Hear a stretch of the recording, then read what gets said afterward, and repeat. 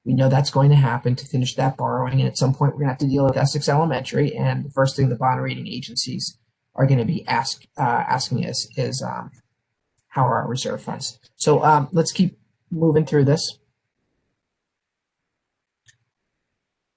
This is just a big picture overview of, if you take Avi's report on the health of our reserves, which is very good right now, the importance of having strong reserves in order to be able to borrow and fund our capital investments, and then put it up against what our next 3-year spending model looks like, you'll see that we quickly move from having very healthy reserves at a total of 4.3 million down to 919,000 very quickly.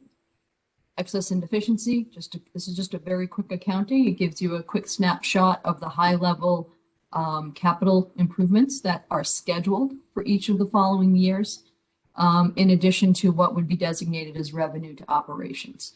So if we were to follow through on our plans for capital investment and assume that we can hold flat the amount of reserves we're using this year in the next in this year, FY22, and then the following year, we're going to run that number down very quickly, which I think creates the crisis point for FY24. So to kind of bring it back to where we are quickly before we bring it back to the beginning, the COVID costs are truly one-time costs. We have them estimated at 687,000. Obviously, that's a significant hit to the reserve total. It's also exactly what the reserves are there to do, which is to provide for an emergency. And I think big picture, this number could go up or it could go down between now and the end of the year, depending on whether or not we get reimbursements through FEMA, CARES, or another federal program. What we haven't totally reconciled yet is our secondary staffing adds and the impact of it on this number. Avi, I didn't know if you wanted to comment quickly on the COVID costs. Yeah, just that the number that you're seeing here is net of the $400,000 that has been allocated to the district in CARES funding already. So that's the net amount. And as Pam said, staffing costs for the middle school, high school to make sure that we could open in hybrid. We're kind of just working through those numbers, having just opened up school in January. So that'll change. And yes, there is lots of conversation about what could happen with future rounds of CARES Act. It's very speculative at this point. So kind of big picture and tying the end with the beginning, we're looking at not only decisions to be made on FY22, but how those decisions are going to inform what we're going to do in 23 and 24. We know that we currently need to make reductions in order to close the gap. We know that we intend on using $335,000 in reserves to assist in that. The question is, how do we want to plan for the long term?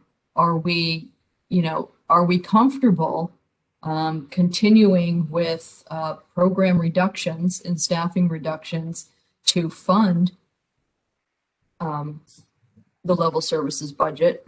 Or should we be looking long term at planning for using reserves as a bridge between now and the future and asking for assistance from taxpayers? And I think this is a collaborative discussion that needs to happen.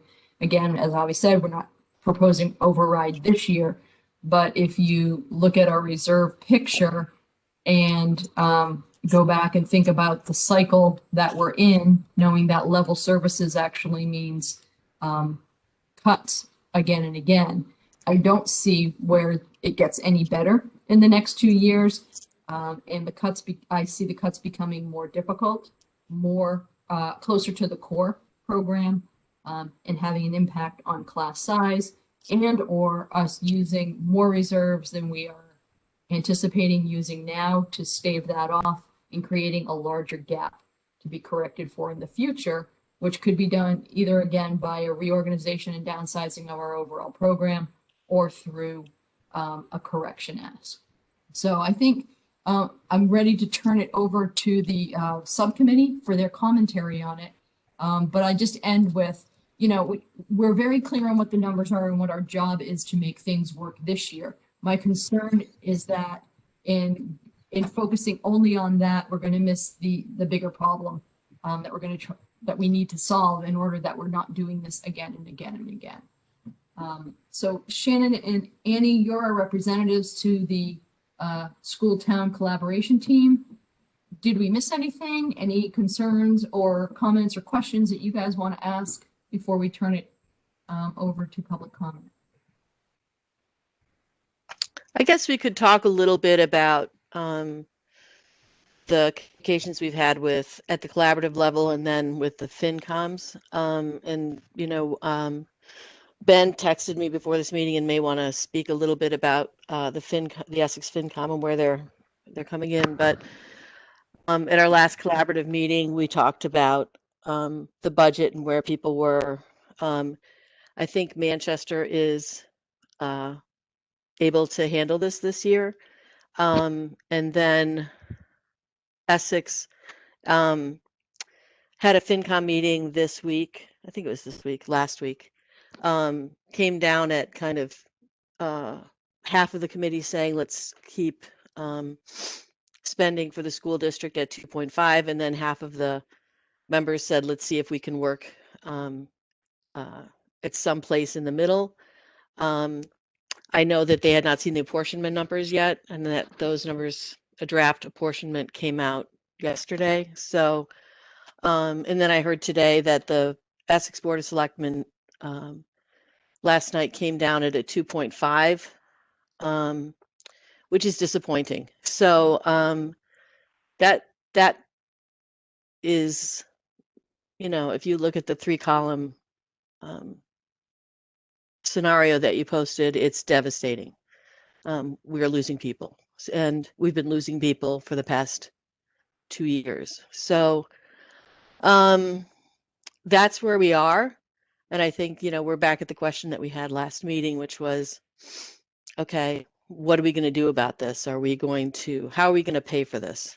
Are we going to take cuts and look at the reserves, or, you know, how much can we take from reserves in a way that keeps us, I would say, in like a safety zone, and we can spend down very quickly. And the more we spend out of reserves, the closer we are to asking for an override. And so that's the question before us. I don't know if Shannon wants to add anything, or. Yeah, thank you, Annie. And thank you, Pam and Avi, for putting this together and going through it so well. The one thing I would say about this is actually two things. We work very collaboratively with all the with both town partners, and it's not just one meeting we've had. We have them consistently throughout the year. So none of this really comes at a surprise, but I think the magnitude is a huge surprise. And I think it's exacerbated by COVID, obviously. But we have been talking about cutting every year. Every year we've been saying we're cutting, and it's time for people to pay attention. Now is the time, definitely, because we have hit a crossroads, as Pam has said. And I think given the fact that, you know, some of these healthcare numbers aren't as what we thought, but also where one of our partners is coming in, I think these numbers are shocking. I mean, we talk about it every year, and every year we have to cut to maintain level services. So it's not really level services. We're not really offering.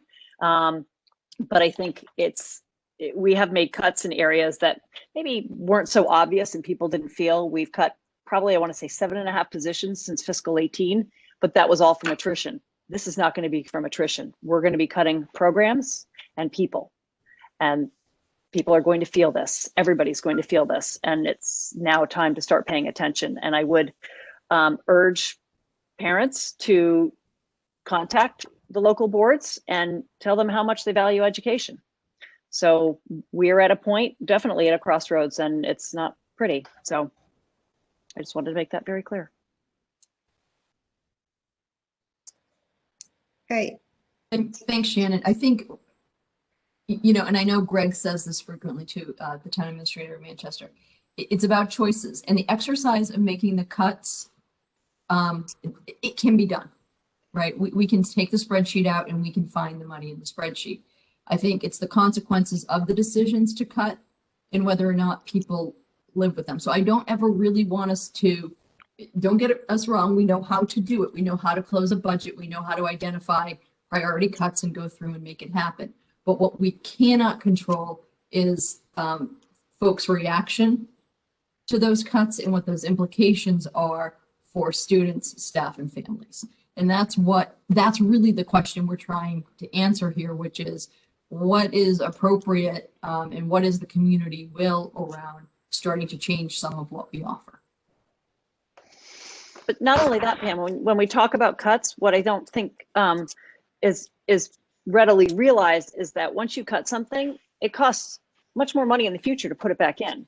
So it's almost like you're cutting your nose to spite your face. I mean, we're going to have huge needs coming out of COVID. So that's, one area. But then if we have to reinstate cuts that we've made, that's going to be even more expensive. So again, it is about choices. You're right. Sarah? Yes, indeed. I think we're gonna, it's just a lot. It's a lot. It's disappointing. And I don't hear from people. I hear from people when they're mad, right? Like we get a lot of emails from people when they're mad. And we do our best to try to answer people's questions and steer them in their direction and manage what we can and help provide information for the things that we can't manage. But I don't ever get messages from people who say, we want less teachers, bigger classes, and fewer choices for our students. Like that's not a message I'm getting. I doubt that the selectmen and the finance committee members are getting that message from people. So I'm curious to hear what the public has to say.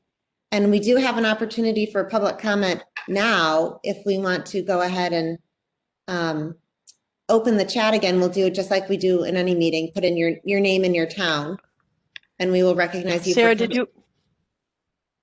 you want to let any of the board speak before the public?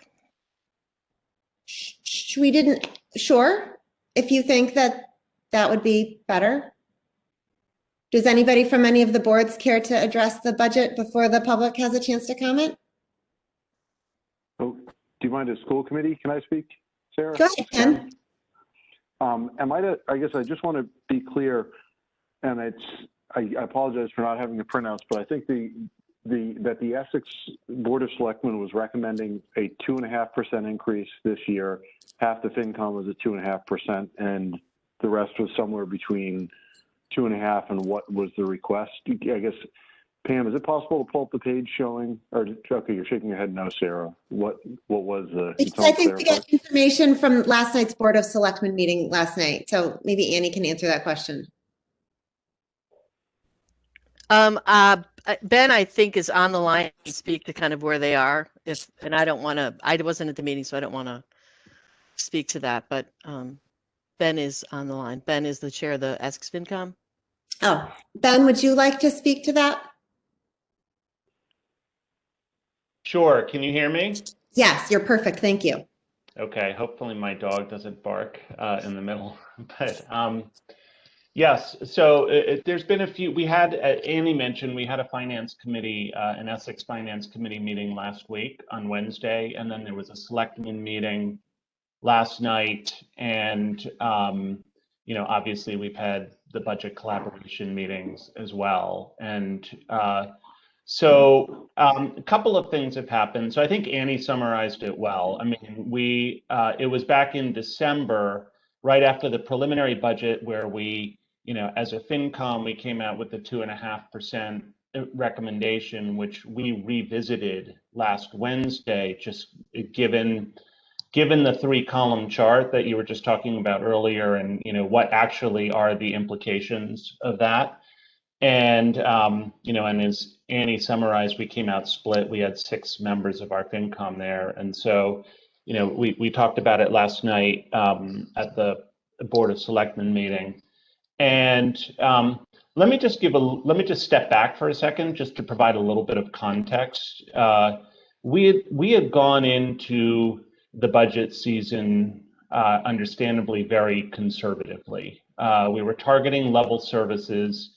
And what that means is that the budget was limited to salary COLAs of 2% for employees, 0 increase on most services and supplies, and then limiting increases to just to contractual obligations.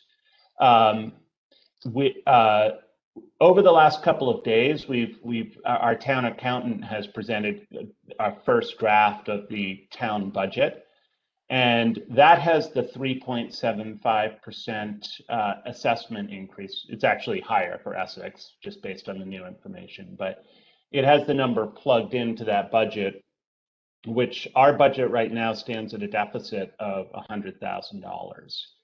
And so that's part of the context of the discussion last night. We're obviously in extenuating circumstances here.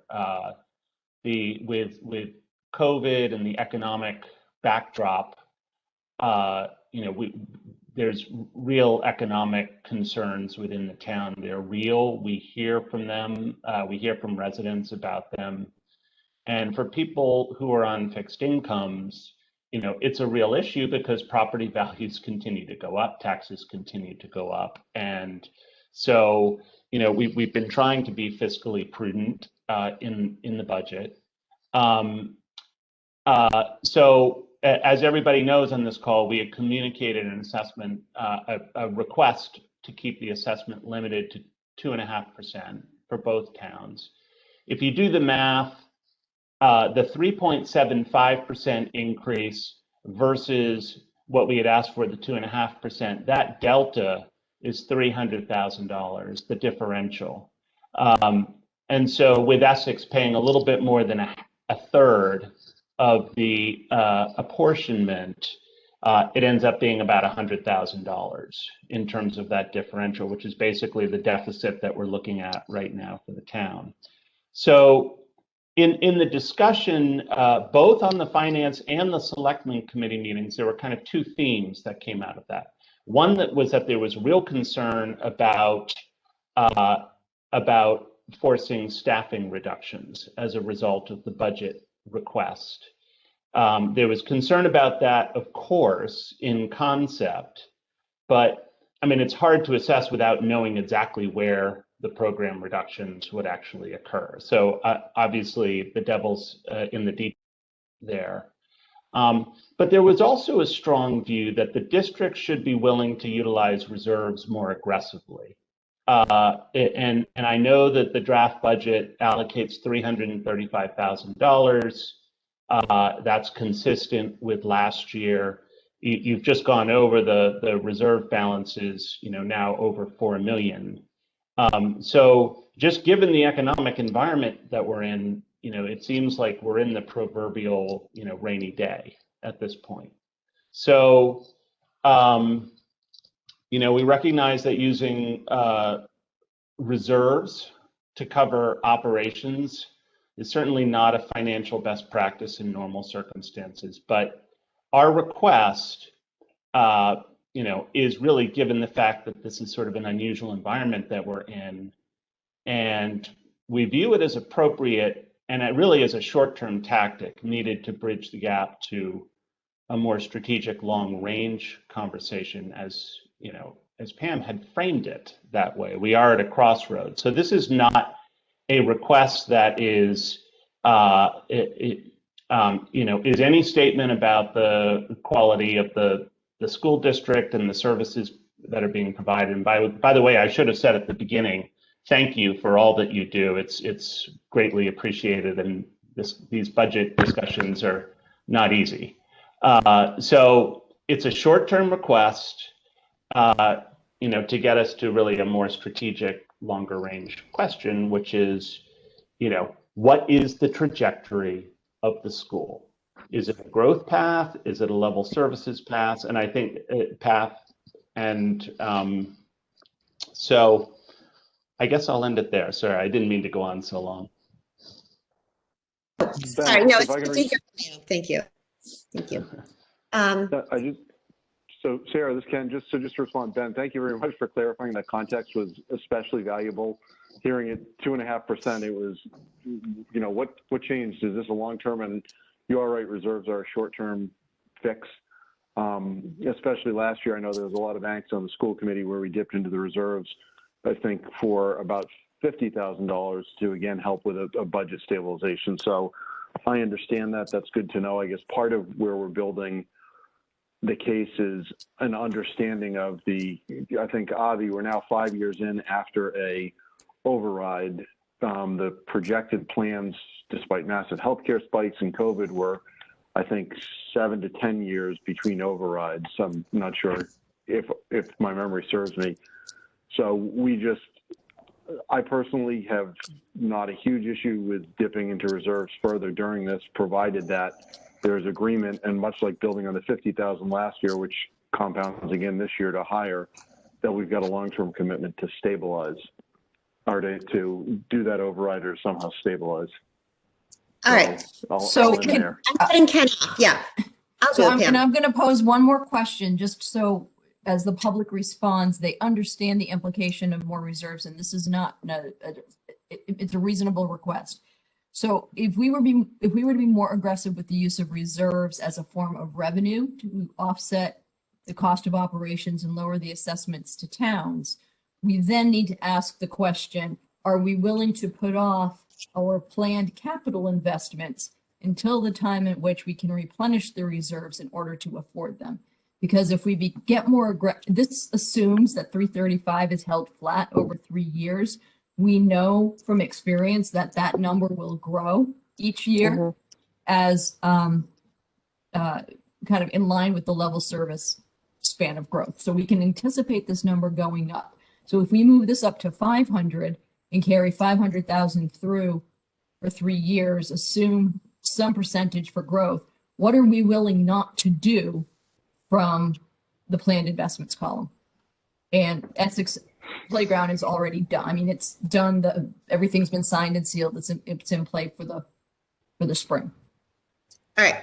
So we're getting into the weeds, and we really want to hear from the public. So the chat is open. So if you are a member of the public, so you've not been on a committee and had the opportunity to express yourself previously, could you please put your name and town in the chat? And we'd love to hear from you.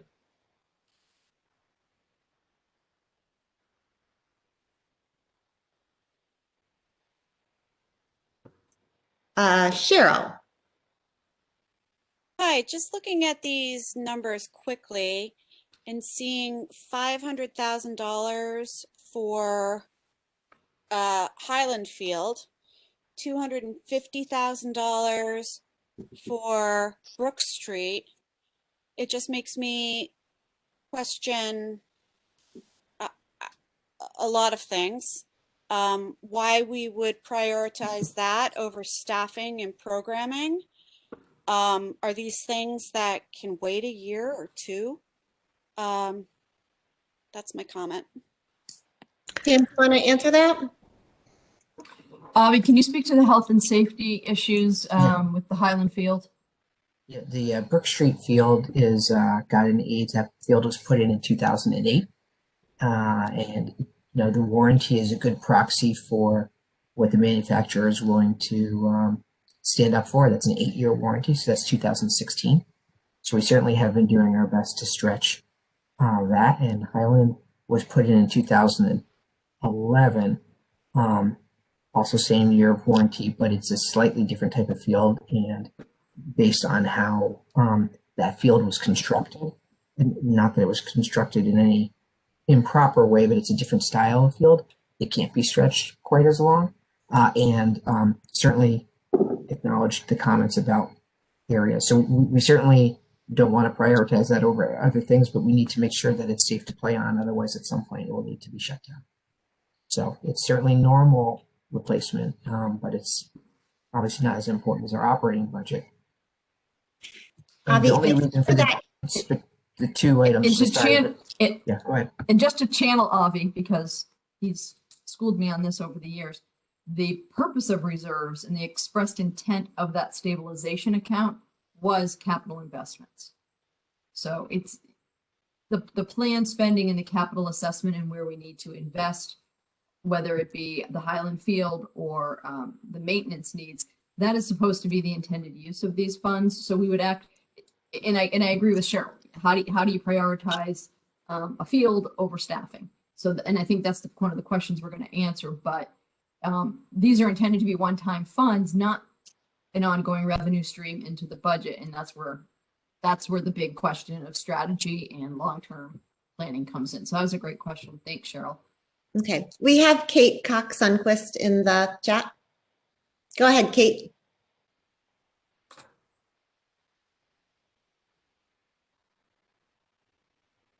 Sarah, I couldn't figure out how to unmute myself. Here I am. Yay. I know that the cost of education is becoming more expensive. I think that the cost of pretty much everything is becoming more expensive right now. We all know why. But from what I've heard, listening into the FinCom and the school committee, it sounds as though our schools are already committed to spending at least some of our reserves, particularly on these COVID-related expenses. And these haven't been minimal up until this point. I think they're going to continue to increase. So it sounds to me as though the school committee is going to continue to be willing to spend those. I think that the finance committee needs to be willing to bend as well. I listened very carefully to the comments of the Essex Finance Committee last week, and I just wanted to note a couple of concerns about them. Some of their comments seemed a little short-sighted to me. Somebody noted specific concerns about increases in transportation costs and special education costs this year. I think it's really important that everybody notes transportation costs are up this year because we need to social distance on the buses. That's not a negotiable expense. As for special education costs, I cannot think of any way to reduce special education costs other than failing to identify students who require special education services or having special education families leave the district. And obviously those are not feasible either. It was very disappointing to hear this perspective from the finance committee.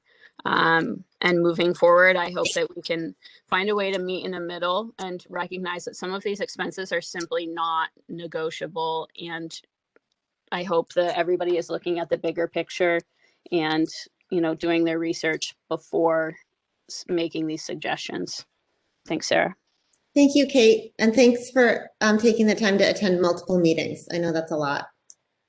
Jake Foster is in the chat. Jake? Hi, all. Thanks for having this. I appreciate Pam's articulation of the quote unquote the problems here. This kind of 7-year cycle, which in a sense kind of feels inevitable in the way you presented it. And it sounds like the kind of call or potential solution to that that's been proposed in this meeting is simply let's ask the town for more money on a regular basis. Short of that, we're in a local control and locally funded state, so I don't see another real solution to that from the income side. So to me, the only other potential thing to look at is some sort of restructuring of the education program itself, which by whatever mechanism that would entail would end up reducing personnel. Basically, that's the main expense. Now that's obviously a big task and not one to take on in a short time period, but we do have this vision of a graduate process coming up. This kind of revisioning process could be an opportunity for us to look at such a restructuring. I can certainly see where an initial reaction would be, we've got a great program, why would we make a major change? But if you're not willing to do that, why go through a revisioning process? So I would encourage us to leave that option and opportunity open as we get into that revisioning process. I don't know what that would look like or how it would entail, but I think that's the value of going through that periodic process that may allow for us to think about a significant restructure to the program, which could help us think this through a little bit. On the short term, the problem with what kind of cuts to make to meet the next year's budget, basically.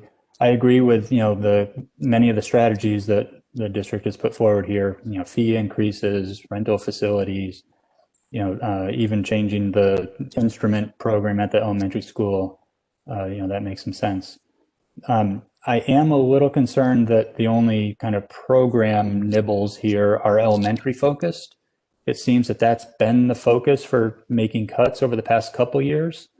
I haven't heard any suggestions at the middle or high school. What can we consider cutting some of the APs? What would be the reaction there, right?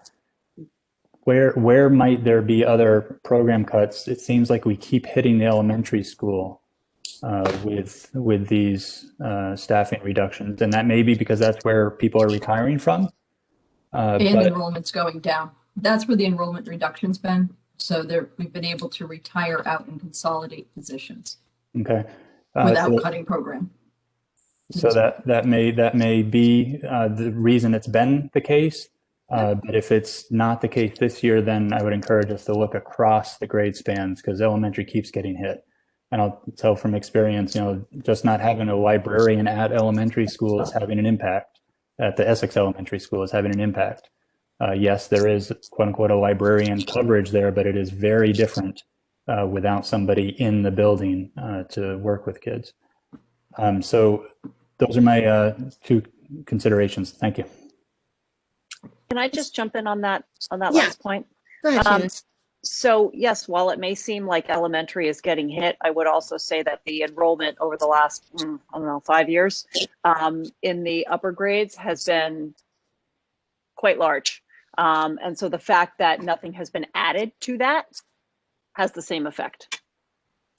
Yeah, It's a very different experience. Yeah, we were hoping to be able to move some of those full-time employees up along with the bubble groups of students as they moved through the middle school and the high school, and instead we've ended up getting rid of the employees. So actually if you've been following the implementation of our back to school programs, you've heard that our middle schools and our high schools are really, really, really full of kids, and we don't have a ton of teachers, and it's because we've lost so many teachers to attrition that they haven't been able to follow those kids. Anyway, I digress. We don't want to hear from me anymore. Sarah Mellish, you are next on the list. Thank you. I'm trying to do video, but I can't. That's okay. We can hear you okay. Okay. So the Manchester Finance Committee has had several meetings in discussing reserves. And currently, the town of Manchester has reserves in excess of their desired percentage of 10 to 12%. And we are working towards decreasing those reserves. And the feeling is that the school committee has reserves in excess of those that the town of Manchester is desirous to have, and that they should be using the reserves to decrease the assessments to the towns. Avi, do you want to speak to that? Do we have reserves in excess of what we should have and that we need to reduce them? I mean, I think that was what we tried to indicate. I mean, these are funds that to give you an example to use, we've taken on COVID costs over $1 million without a special assessment to our communities, which has been very fortunate. So that's going to be a very large usage of reserves as a one-time use. We have been talking for many years about the need to be more proactive in our capital planning, and so we're doing that. We've got a great new facilities manager who's been part of that process, so we're planning to devote money from reserves towards that process as well. So we're in full agreement. They are there not to just be in a lockbox per se. They're there to be used, but they're there to be used strategically. For one-time costs, it makes perfect sense. When you use them for recurring costs and you know it's going to come back next year, that's where I think, I just think of myself as a parent, and if my child was going to be, spending down their savings account, because they had an unsustainable imbalance between revenue and spending, I would say, okay, maybe that provides you a little bit of a window, but what's your game plan? What is your game plan? And so I think that's where we're at now for the non-one-time costs. We just need a game plan. If we're talking about using them temporarily, that's great. What is our game plan for year 2, 3, 4, and 5? I think I cannot in good conscience make a recommendation to use them for recurring spending if we don't have a game plan. And that was something we adjusted when we had the fiscal 16 correction. So we, had been getting to a point prior to that where, as Pam pointed out, in the kind of 7 to 10 year cycle, we were starting to use them because of the constraints of Prop 2.5 and the natural growth of 3.5 to 4%. And so at that time, we said, okay, this is starting to happen. We're getting to that part of the cycle. We're letting 2 to 3 years out. We had plenty of time to plan. And I think people felt like, hey, we hadn't asked for an override in 10 years, and we've been managing things pretty well. We brought the spending growth to a very stable level, and we made that decision. So we're just starting to say that now is that time where we're ringing the alarm bell again to say, we can do this on a temporary basis. I feel a little less worried about the fiscal 22 budget. I feel very concerned that we should not be addressing fiscal 22 without thinking about 23 and 24 and beyond as well. And I think to oversimplify, and correct me if I'm wrong, Avi, essentially, if we're all in agreement that we should use more reserves, we're in agreement that we're going to need to continue to use those reserves. And ultimately, we are setting up a number that will become the override number in the future, because the only way to get off reserve usage as revenue is to replace that funding stream. So essentially, a pitch for reserve usage or increased reserve usage is an acknowledgement that we will need an override to that amount plus in 3 years.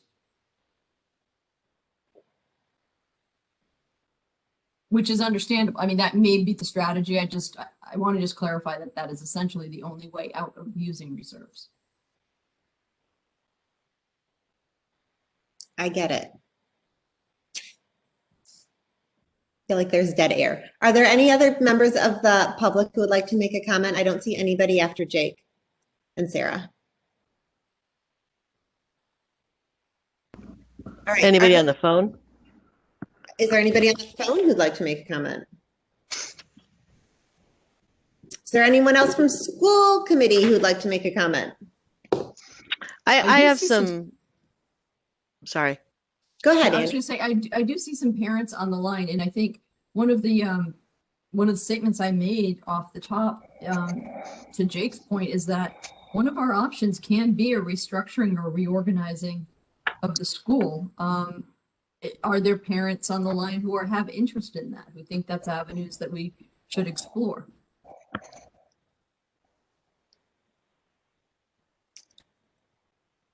I don't think that the idea of using the strategic plan to look critically at how we deliver program is a bad one. I mean, part of the strategic plan can be, how do we deliver the same quality of program in an efficient manner, or in a cost-effective manner, or in a different cost structure? You know what I mean? We've talked about bits of that, right? We've talked about, well, how can we deliver a foreign language component without, differently than we do it now, because sometimes we're not so thrilled with that, or how do we deliver AP courses, maybe share that expense? I don't think those are bad questions to ask. No. And maybe it gets us to a point where we can build program where we didn't have it before. So I want to spin that in a way that's constructive and helps us maybe see possibilities that we don't see now. I agree, but we have to solve today's problem today. Sure. And we have to answer that question. And right, but we also have to plan for the next 2 to 3 years. And is that work that we can kind of, consider in that strategic plan? I don't think that's a bad idea. But I do have some specific questions about the next couple of years, looking back at maybe the 3 columns in the capital needs slide.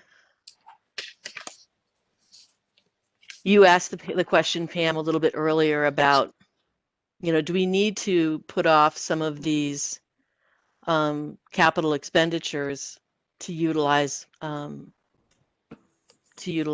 of the funds there?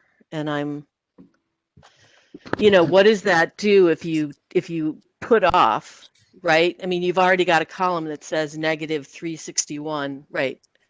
Can I just clarify? Yeah. delaying, using reserves doesn't mean you're delaying those projects. It means you're not doing them because you're using that money. So I just want to clarify that the one-time money in the reserves is we want to earmark what we can for things we have to do eventually. So the only way to do things if we spend too much of the reserves, and again, it's a question of how much, is to not do those projects if we use more than, that if we use up a portion that makes it impossible to fund our facilities needs. Well, I think the other the other thing is that we saw happen, a month ago, is some of these capital expenditures will be forced upon us. I mean, we may be making a backup boiler decision a hell of a lot sooner than we thought we would, right? Because so, so I also look at the 3-year outlook and say, I see 335. And it's not going to be 335. It's going to be more. Right. And I am completely behind rethinking what we do. But I think tying it to, I feel like part of the reason we can't think critically or be aspirational in our budgets is because we have a suppressed growth rate. I think it goes back to this, right? There's a reality that our basic costs run higher than 2.5. So if you don't accept the basic cost and you perpetually suppress the annual growth rate, you are basically designing a deficit model that cruises to correction. So I guess I reject the proposition that the only way is to ask for more money. That is one way, because we're not necessarily getting the resources we need on an annual basis to run flat. We can rethink the system and maybe come up with some efficiencies in that, but there's a basic proposition underlining. I mean, if we want to change some class sizes, I think we can get there, because essentially there's a basic formula at play, regardless of whether you're offering AP, creative arts, instrumental, library, or music. There's a formula, unless we are changing the school day, and we can absolutely look at that, or reducing the amount of time in school or the amount of courses that kids take. There's a basic formula of, adult to student supervision that we're going to need to function. So the oversimplifying how you reduce is you've got to decrease the size of your staff and the size of your program. You may end up with better program or different program, but it's got to shrink to live within this or accept that what we have grows at this rate. But once we reset, unless we accept the natural growth rate, I think we end up right back here. I don't doubt we're going to be back here.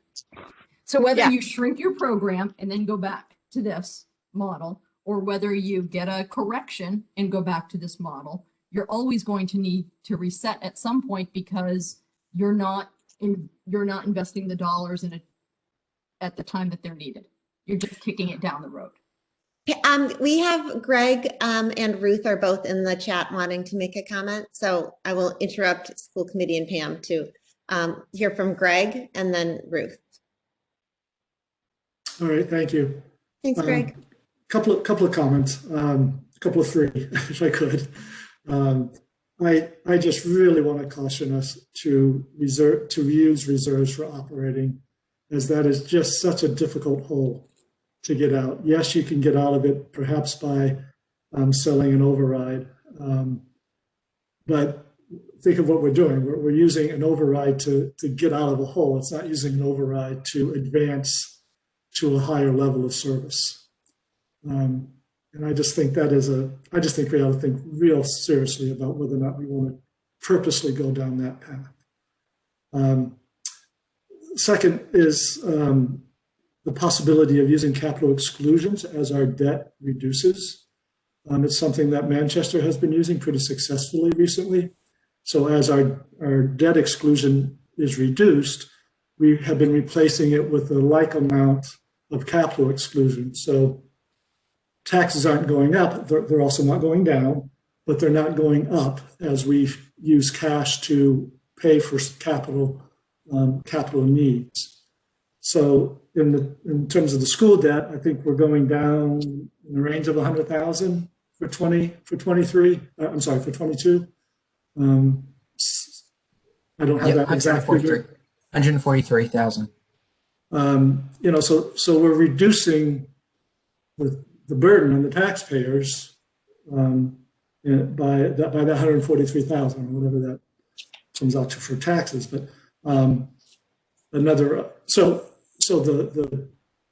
2.5% increase is actually lower because we're dropping on the exclusion side.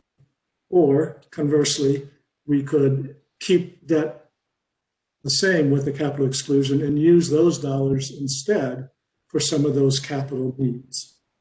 So that's my second comment. Third comment is something to think about longer term. Instead of, the 7 to 10 year cycle where we scrimp and scrape and try to get by and then have a large override, perhaps it's easier on our residents to have smaller, more frequent overrides. I know that's a different model, and that, again, takes some thinking about.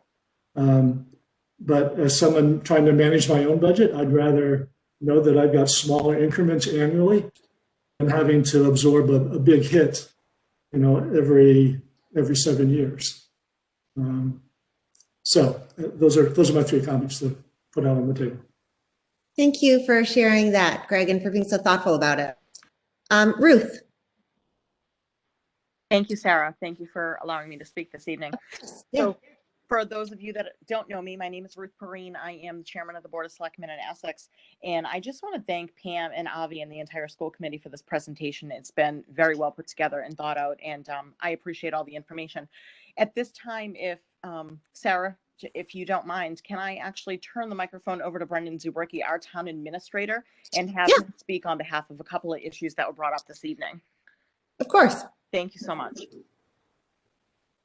Thank you, Ruth. Thank you, Sarah. I agree with a lot of the potential strategies that are available that Greg just went over for everybody. The issue this year, however, is that we've got a deficit that's going to be very hard for Essex to deal with, especially against the backdrop that Ben went through.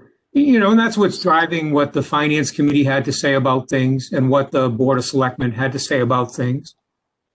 You've got to realize that the town of Essex Proposition 2.5 increase that we're going to be allowed to assess in FY22 is only about $327,000. Even at the original level that the school committee the school's proposal came in at, which was the 3.75 before we went to the apportionment difference. That amount was about $313,000 in school spending above last year's assessment. So you can see our problem right there. I mean, you heard Ben say that town departments were by and large kept to 0% on expenses and 2% on wages. All of that together is certainly a lot less than the 2.5% that Proposition 2.5 would allow on the town side.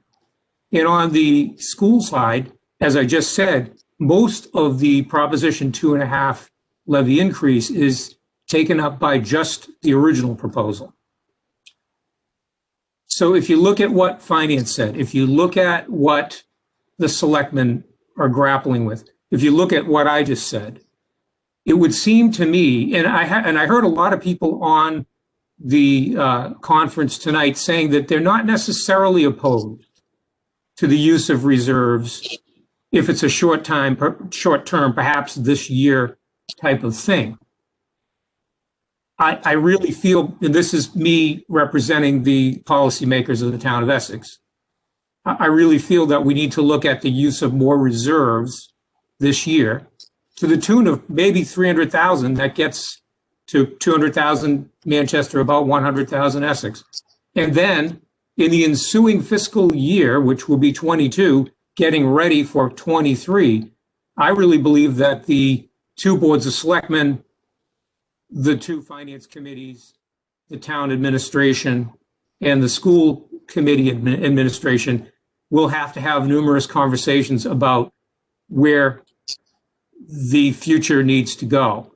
Is that going to be 2.5% every year and create a school program that will live within that? Or is that going to be generally there are overrides in the offing on a particular schedule, and we've agreed to that? But we're not going to solve that question tonight. And I can tell you that, especially during this particular year, the town of Essex is definitely in need of more relief than what has been put on the table. And again, I'm saying this representing folks that have discussed it at length. Thank you. Thanks, Brendan. I think we all understand that it's been a very difficult year. I guess the thing that really tugs at my heartstrings is that I think that the children and young families have suffered greatly during COVID, and that we just really want to make sure that we're able to provide them with all of the services that they need coming back to school in the fall, because we know that everybody's struggled a lot this year. But everybody's points are very well taken, and we really appreciate all of the collaborative work that we do together with both towns and all of the boards. So thanks, everybody. Is there anybody else? It looks like Jake put himself in the chat again. Jake, did you want to follow up? I'll just say that Annie responded much more thoughtfully than I would have. So Annie covered my comments. Thank you. Thank you.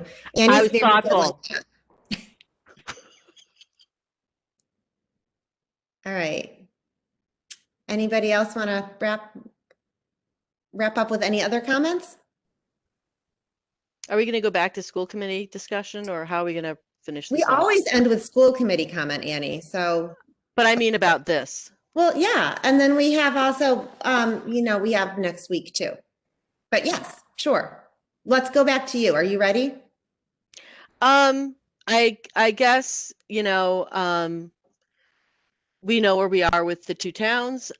So, I'm looking at just kind of, Pam, what you want us to think about for the next week. And also, Avi, we talked a little bit this week about OPEB and that the 120, which I think was 1% of, and I wonder if we can maybe, I know I keep playing this game of where do we take this from, but I guess I just have a couple questions for the two of you, which is, can we think about making that 120? Is there any more cost reduction work that you guys are looking at? I don't like to spend out of reserves, so I know that I always kind of put this pressure on you at this time, but I hope that you're, I know that you are looking at, potential reductions in other areas so that we can kind of lessen that ask of reserves. But I'm concerned about that 335 number, because I know it's not going to be 335. It's going to be more than that. And so that will, be more next year. So my initial reaction, Annie, is a couple of things. We can always find more reductions. Mm-hmm. We just have to agree that we're willing to start the work of reducing. So there are I don't know of, again, turn over every stone. I don't know of no impact reductions at this point. To Brendan's ask that we wait and make a determination about pathway next year, I ask that we can continue to collaborate around a decision this year, because I think it impacts how I would recommend us proceeding. If we're going to double our reserve use this year, only to make a determine next year that our reduction is that we're going to take a program reorganization approach and live within 2.5. If that's the direction we're going, I would say let's move to the $900,000 column now and begin the process of coming off reserves and making structural changes to live within our annual growth means. I would not recommend spending $600,000 or $700,000 in reserves this year. I think $300,000 addition was the ask I was hearing from Essex, only to come back and have to start dismantling the year after and have our reserves depleted. I would argue if we're going to start to restructure program, it's more important than ever that we have strong reserves for all of those capital issues that could arise. So I guess in summary, I don't think we should wait to make a determination as to whether or not we're going to look for a correction and therefore look at using potentially more reserves for the short term, or whether or not we're going to start to look at major restructuring. So we need a commitment today on. I don't know if we need it today, but I think through in collaboration general, by next week, I think we need we need a pathway. Yeah, we need a commitment with this budget on what the future is going to look like. We need a commitment of support on before we put this budget to bed on whether or not we have support for an override of some sort next year. Whether it be a big override or whether it be a few, a number of small ones. You're saying we basically need that commitment with this budget. Yes? Well, I think to Greg's point, everyone wants to budget with some certainty. So saving the day this year and putting in $600,000 or $700,000 in reserves to defer any cuts, only to have to come back and do a major reorganization next year as the outcome, doesn't make a lot of sense to me. The sooner we know the path we're on, the sooner we will be able to start to reframe things and start to think differently about how we do the work. Again, making the reductions and downsizing is not hard exercise to go through technically. It's starting to prepare people as to what the implications may be. I think I just, go ahead, Annie. I just want to go back to Greg's suggestion. I wonder, do we want to bundle any of the capital expenditures that we have for 20, 21, and 22 into a capital question before voters, and then that would be, repurposing some of the stabilization funds. I mean, it's kind of a contradiction, right? We said we were setting up stabilization for only capital costs, and now we're saying, okay, well, let's go to voters with this. But I just don't know, Avi, what your thoughts are on that. Is that a possible strategy? So I have two comments. One is, we don't talk about the fact, I'm glad Greg brought it up, about the fact that we have a declining capital assessment every year for debt service because it's outside of the levy limit, and that problem it's already been something that's been approved by taxpayers, and we restructured the debt again. We continue to restructure that debt to yield savings over and above, but either way, the debt's structured to minimize interest over the life by having declining payments every year. So that's the good news, that money is there. I think it is a very interesting idea. The only thing I'm a little unclear about is we could, for example, take $60,000 out of our budget now and assign that, for the capital allocation, assign that to the to this plan of a special a capital stabilization concept. But then what do you do in the year after that? That's the part I'm not quite as clear about. So I would need to learn a little bit more about how that can solve our recurring operating deficit. And having said that, the bigger issue is that our costs in the operating budget associated with capital issues is very small at 60,000. So I would want to learn a little bit more about how that could help us with our recurring operating spending to deal with natural growth. It certainly could provide some relief. I think I hope I'm not an idiot, but I thought that what Greg was suggesting is if you look at the identified capital needs, that you take those and you create articles for a town meeting that are, Highland Field turf replacement, 500,000 for, you'd split it, it would allocate it according to the formula, and it would come before each town to pass those articles for just that specific capital. So my point, is that though, right? That part I get makes great sense for needs that might be otherwise funded through reserves, but it doesn't solve your operating delta between the Prop 2.5 constraint and your right. I know that. I'm just talking about trying to push out that override ask. It I could think we're delay. getting a little into the rabbit hole, and maybe we need to think about this for next week. Am I crazy? I think, well, I mean, next We week do to need me to think is, about it for next week, Sarah. And I guess I just want to put a question to fellow school committee members, really to answer Pam's, which was around, are we committed to restructuring? Should we start swinging the axe now or later? I personally, the commitment last year was we're going to do reserves. At the time, we weren't even into COVID. We were going to do reserves, but with what we've talked about with the Vision Graduate, with the strategic planning that's restarting, I don't see that. I have not heard, again, the appetite to cut. And I guess I'd ask every school committee member to think about next week, or is it yep, we got to embark on a restructuring program or not? Because I really want to be able to give Pam and Avi and the principals and the staff that we heard for next year or confidence that we are going to continue to support them, as opposed to launching off on a restructuring for what is potentially a short-term thing.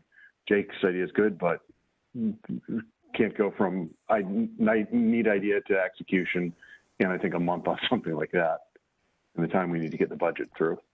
I see that we still have a few parents left on the call, and I hope everybody, helps us make this decision. Like, which path do you want us to take?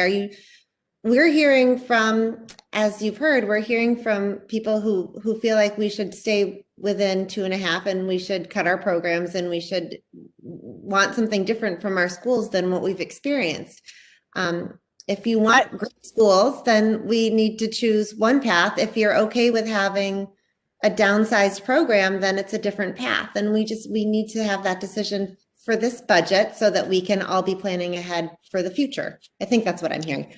I want to make sure that's not what they said, though. They didn't say cut your program. The towns have said, or the town of Essex has said, for this year, please look to reserves. And so I want to make sure that we're not kind of attributing something that they didn't say. They didn't say cut and restructure the program. They said, this year we can't do it. Can you use the reserves that you have? So I don't want to set them up.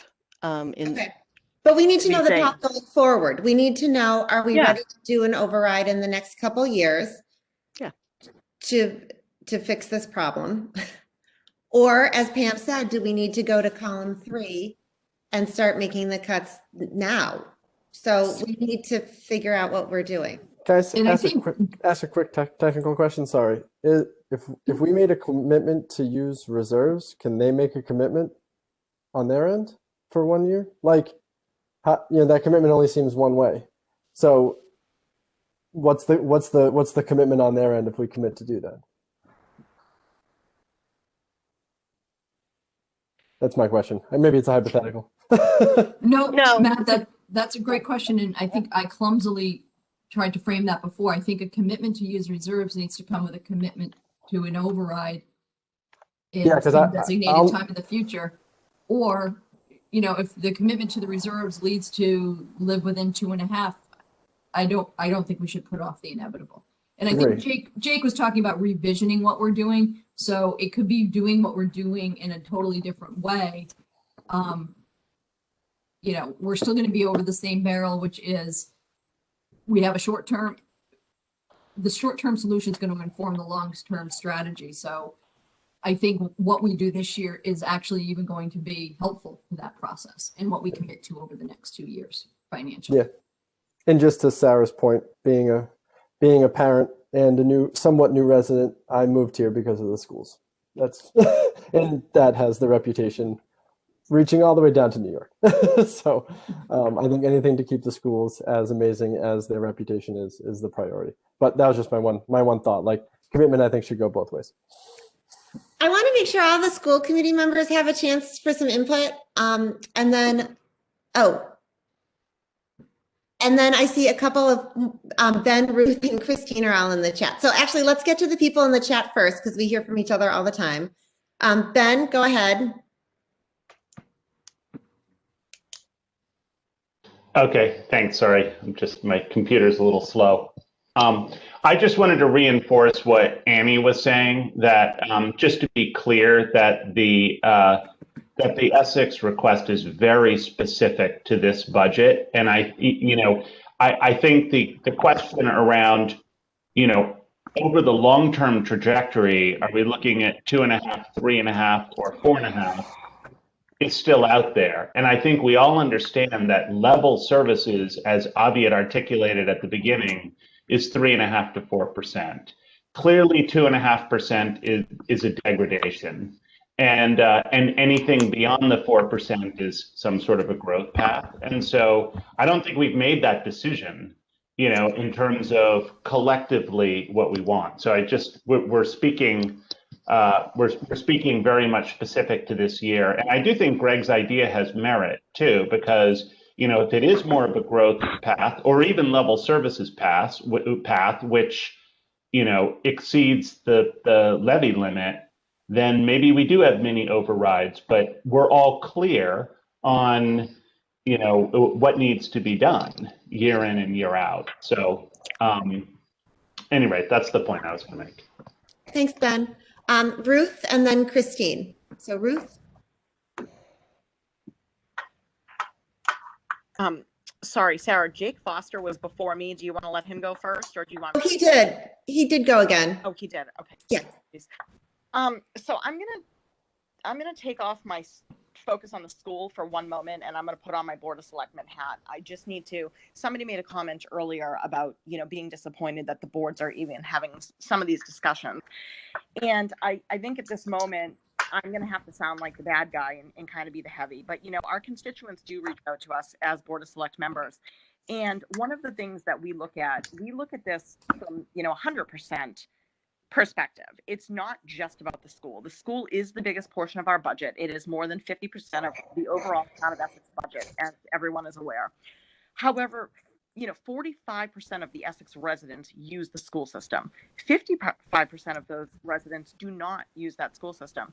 And as a Board of Select member, we have to consider them as well. So when I'm on a school committee call, naturally 100% of the people on this call support the school, support the program, support the teachers, and support the budget. And I respect that. And I also support the school. I had 2 kids go through the school, and we love the school system. However, I have to look at the bigger picture. And, Pam, one of the things you said really jumped out to me. And instead of being misleading from what I know of the town of Essex in the financial situation and the budget, I think is terrible as it sounds, instead of somebody just asked for a commitment, I think we need to start thinking about a commitment to live within the 2.5%. And if that means restructuring the programs, I think it's something we need to take a hard look at. And I know that just made me the least popular person on the phone call, but I'm not sure that the town of Essex can afford 3.75 year over year. At this point, as Ben mentioned, we're at a $100,000 deficit, and we don't even know if there's anything else that's going to be coming forward. So that's my 2 cents. I know that Peter Phippen and Guy Bradford are on the phone. That was not the consensus of the Board of Selectmen. That's my own 2 cents, knowing the budget and knowing what we've been seeing and what I've heard from the constituents. I don't know if either of them want to speak through you, Madam Chair, but thank you, everybody. Thanks, Ruth. All right, so it's always good to hear everybody's perspective, and I totally appreciate having to put on different hats throughout the course of the call. I'm just going to rebut very quickly to that, which is that I think that having great schools benefits everybody, even the people who are not using the schools at that moment. That's my rebuttal. Christine, you're up next. Can you hear me? Yes. Okay. I was going to comment earlier. So I just wanted to piggyback on Kate's comment about the special education, because that definitely spread through Manchester. And just people should consider that if you cut those programs, you're going to have everyone getting their kids outplaced. So there's a cost in that, and that touches on what Shannon had said about you cut and then it costs more money. But to answer you, Sarah, what you asked for, I feel like there needs to be, I don't know if it's like a blast to everyone, but I noticed there's only at the height of tonight, I think there was 54 people on here. And throughout all of this, I've noticed a lot of people don't tune into the meetings. They're waiting for everyone to just update them. So I think if you want feedback, there needs to be some serious blasting to all the parents, because I can tell you there are parents who have no idea what's going on. Yeah. So that's all I wanted to say was just blast. I don't know if it's like a special like town hall with all of the parents, by school, I'm not sure, but I definitely think that if only 50 something people were on this call, people are not tuned in and things could happen and they have no idea. Agreed. Thank you, Christine. Thanks. Guy Bradford would like to say. Hi, yes, this is Guy Bradford. I'm also on the Board of Selectmen. And I just sort of like to reiterate what Ben has said. I think there are two, driving factors in this particular year. One, of course, is the unique circumstances of the COVID and the risk to the town's economic standing and proceeds and our budget. But the other is that the fact that we are in the school is in the last year of a contract with a 2.5 COLA, which drives a 4 to 4+% increase per annum in teacher salaries, which I for one don't think is sustainable in the long term. So I'm the thought of using reserves for this particular year in this special circumstance seems reasonable to me, so that as the COVID situation hopefully passes and we get into the negotiation of a new contract, we can affect change, and at the same time, I think look for a strategic review of the program. Thank you. Okay, thanks, Guy. I will just remind everybody that our teachers' salaries are sort of in the mid-range. So it's not that our teachers are making a lot more money than anybody else's teachers, and that we do balance their COLA and their healthcare. So these are all factors that we look at in the negotiating process, but always good to hear the input from everybody. And then Jake's on there. We have Jake, Cheryl, and Kate one more time. So it's turning into a conversation, which is fine because this is a public hearing. So maybe Jake, Cheryl, and then end with Kate because it's getting a little bit late.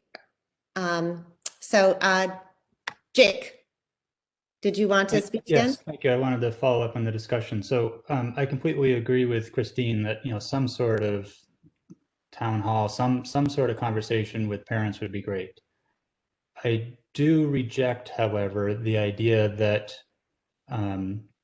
restructuring, the theme that seems to be running in the conversation here is that any sort of restructuring or revisioning automatically means a worse program. That's the tone and messaging that's being taken here. And if you go to parents and just say, do you want cuts? You're going to you already know the answer to that. It's going to be no. You have to have a proposal of an option. It's very similar to the budget conversation that you've had today and that and I've attended many of these over the years. There is no decision that parents are providing input to here, right? You're showing a budget that needs a reduction. You maybe put up, okay, we got to cut 4 positions or 3, whatever the number is, doesn't matter. But in many ways, you've already made the decision about what those would be, and or you leave it so vague that there's no way for parents to provide an input about a decision to be made. And so if you just go to parents and say, do you want cuts? The answer to that is going to be, of course not.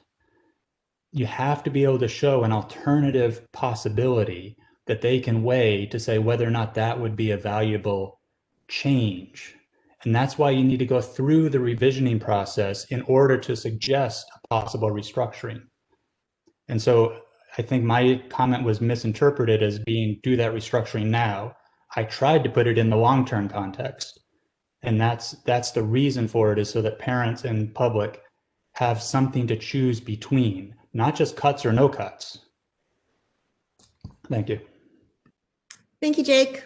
Cheryl, one more time. Hi. Basically, what Christine and Jake were saying, town hall, community involvement, and also what Annie was suggesting in terms of looking at things line by line and getting input on the popularity of different cuts and decisions. That's all. Thank you, Cheryl. Kate. Hi, Sarah. I will be quick this time. I wanted to reply to Ruth's alluding to the statistic of only 45% of our town benefits from our public schools. I think that we need to keep in mind that we aren't investing in buildings or instruction. Those are sort of short-term means to long-term goals. I'd like to know, how many residents have children who have already been through the public school system? How many residents have benefited from the property values boosted by our school system? How many residents have hired a graduate of our school system? How many residents have been the beneficiary of skills acquired by graduates from our school system, whether those are police officers, IT techs, doctors, lawyers? Those are the things that we're investing in when we invest in our public schools. So it's disappointing to hear from a selectman who thinks that only 45% of our population benefits from our public schools. Thanks. Thanks, Kate. Sarah Melish. Yes, I think we need to look at the history of the Manchester schools and decrease in the population and how we are addressing that and what impact that has on the school budget and what portion of the towns have population paying taxes that do not have any children in the schools. Thank you. Thank you, Sarah. Tamar. Hi, I just have a quick question, and it's a better understanding of our budget to understand the retiree costs. When I do that is an impressive line that every year goes up and up and up. And when you talk about the quality of the program, the services you offer, that all the money that you spend on retirees every year that increases, is there a way that modifies? That's question number one. And to kind of echo Jake, as parents, so no, I've emailed you about this is a very different year for most parents compared to any other year. And I think that it's a very different year for you guys too, because I watched an old committee meeting from like 2018, and it looks like the forum is very different and the engagement is very different. So I'd imagine, and the discussions are very different currently compared to any prior years. So we love to be involved, but I think at times we're a bit frustrated because we just we don't always feel like needs or requests for our children are addressed, or I know that they're heard, but they don't always. It's complicated. So I guess the question, like the specific question of retiree budget, since that doesn't actually affect the current program, the current quality, is if there's a way that can be modified, that would be, especially as retirees get older, they should be able to.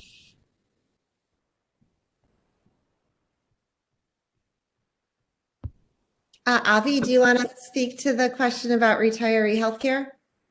Before he gets into the details of it, I just want to respond to the question that Tamara was asking, which is, on its face, it should seem like retiree health doesn't impact the program, but it does because it draws down such a significant amount of dollars from our operating budget that money can't be used to support the program or to support teachers. So that the increase in that line item, because it is embedded in our operational budget, does contribute to the need to frequently do staff reductions or program tightening or efficiency finding.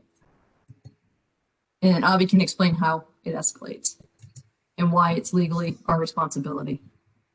Yeah, the state law requires that anyone who retires with eligibility for a pension, which is 10 years of service and 65 years of age, or 20 years of service with 55 years of age, which is also part of state law, is also eligible for retiree health care. through the end of their lives. And so that's mandated, just like contribution. We don't have pension obligation for teachers. That's picked up by the state, our employer match, but we do have it for non-teaching personnel. Those things are all just mandated benefits. And in terms of the hockey stick type of growth, in addition to paying the rate increase, which is typically the same for active and retirees to some extent, you also just have the addition of new retirees every year who are being replaced in the active pool. So you do have additional heads as well as additional rate. We've done a lot of things to look at those benefits and what we can do, and we have a lot of people who are using Medicare as their primary insurance, so we only have to provide a supplemental plan on top of that. It's a lot cheaper for the district, but with the cost right now at $1.2 million in the 22 budget, that cost was just basically 600,000. It's essentially doubled since fiscal 16.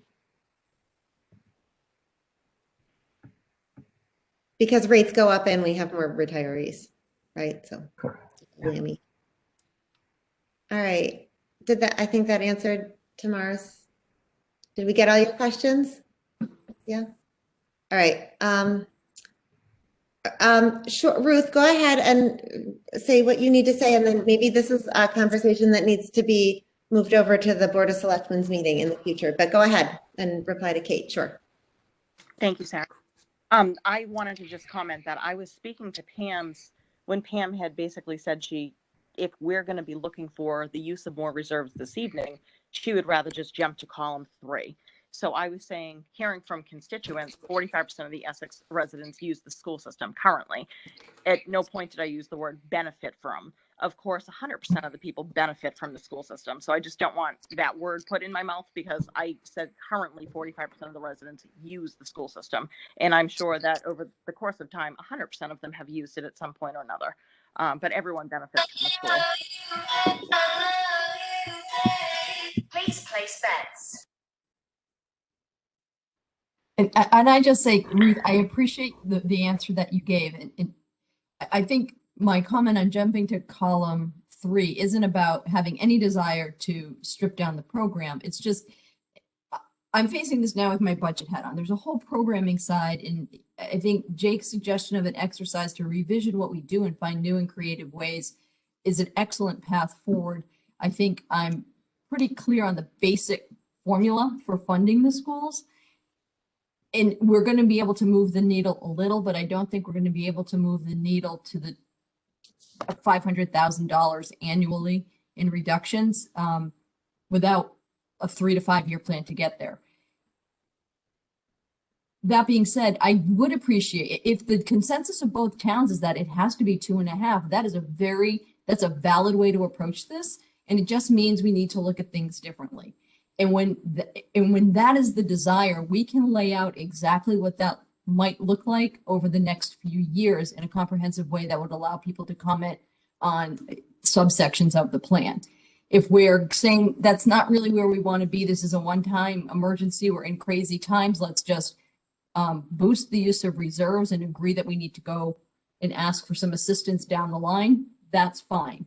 I just think we should try to put ourselves this year, not kick that question down, kick the can down the road on that question, but kind of come to some agreement this year on which direction we think we want to follow. Thank you, Pam. Can I ask a question about that? Yeah. Is that okay, Sarah? Okay. Pam. Yes. So I've been trying to listen and take in tonight, and I agree wholeheartedly on this idea of let's not kick the can down the road. That's my big concern. Okay, so we commit 1 year, and then next year we're dealing with the same conversation. My question to you is, do you think that we as 3 bodies, the 2-member towns and our district and all our constituents and everything else, do you think we're able to do this in a way, given the COVID stress, given the climate we're in right now? Are we capable of actually making a a long thinking, a broad ranging decision like that. And I mean that with all kindness, but do you see what I'm saying? Yeah, and I'm smiling because I don't feel this particular conversation we're having right now with the 3 columns and this isn't a COVID conversation. Right. This is 211, 212, we have this conversation every year. So in a way, my request to the towns and the board to come to some consensus on whether or not we fiddle with 2.5, and sometimes that's where we want to be. If that's truly where we want to be, then let's have the courage to say that and design with that in mind. And it doesn't mean the design can't be creative. It will be different. So different may mean less cost, different may mean, utilizing technology and having fewer days of school. I mean, it could come in a million different varieties. And when we open up that question, there's some amazing conversations that can happen. But it means truly accepting that things will need to be done differently.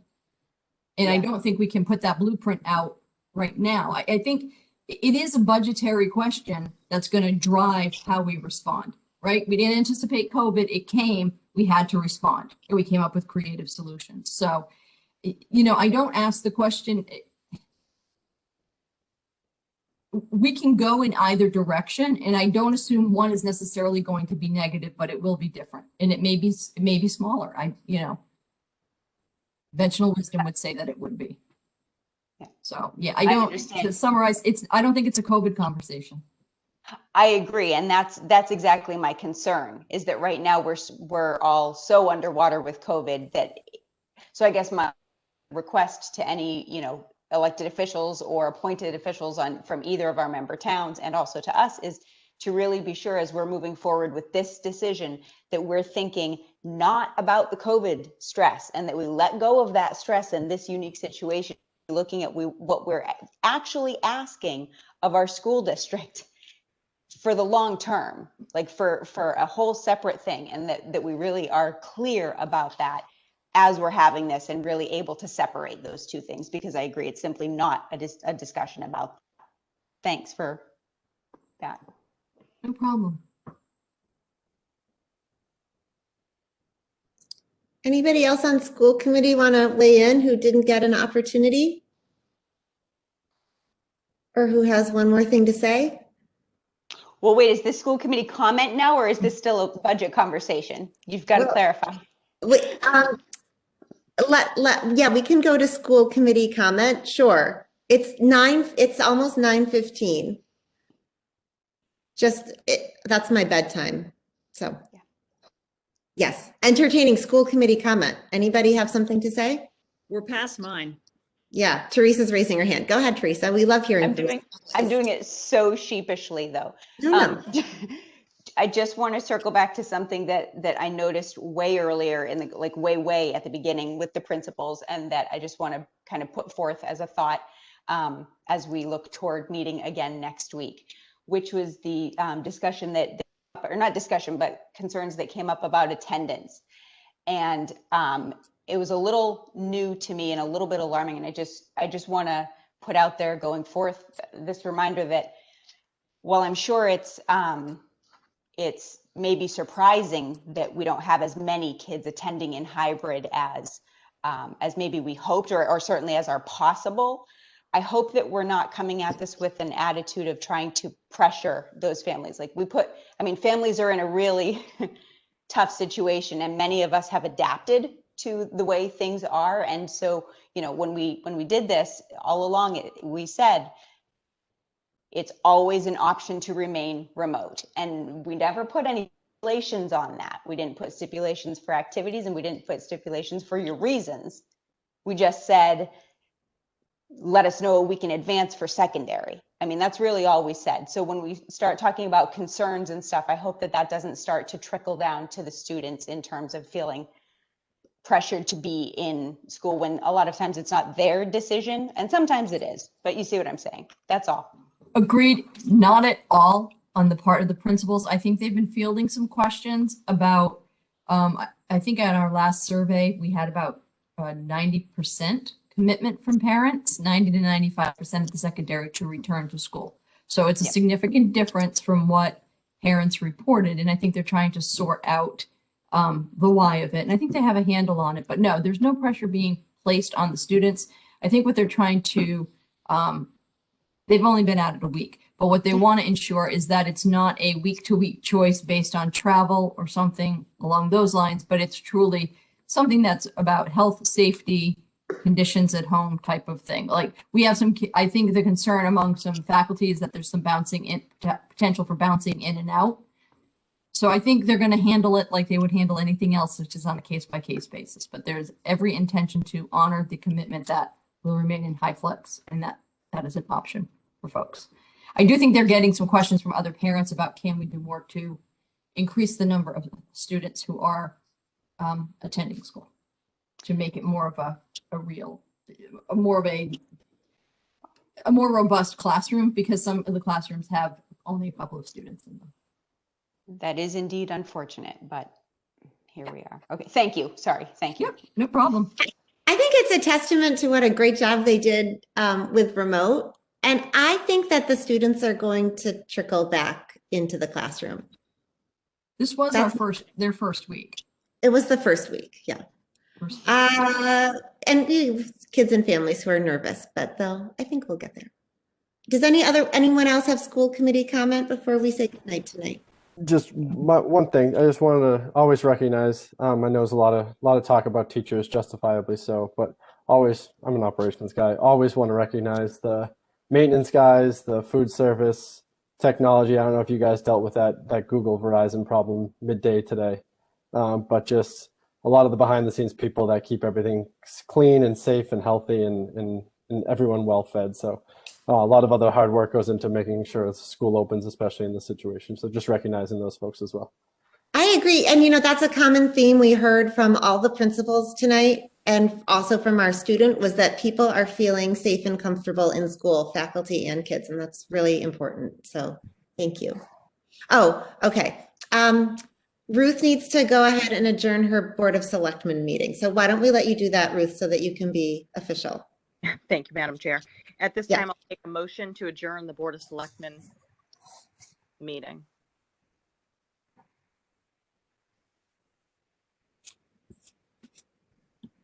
I think Peter and Guy have to unmute. Yeah. I think they might be gone. I don't see them on here anymore. I think they might have deserted you for the last few minutes. Okay. Thank you. Thank you, Ruth. All right. Anyone else from school committee have anything, last words? I move to adjourn. How about that? Okay.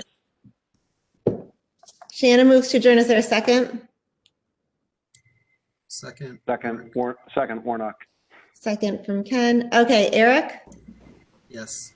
Annie? Yes, please. Shannon? Yes. Matt? Yes. Teresa? Yes. Ken? Yes. Yes, I'm a yes too. Thank you, everybody. Good night. Thank you, everyone. Thanks all. Good night.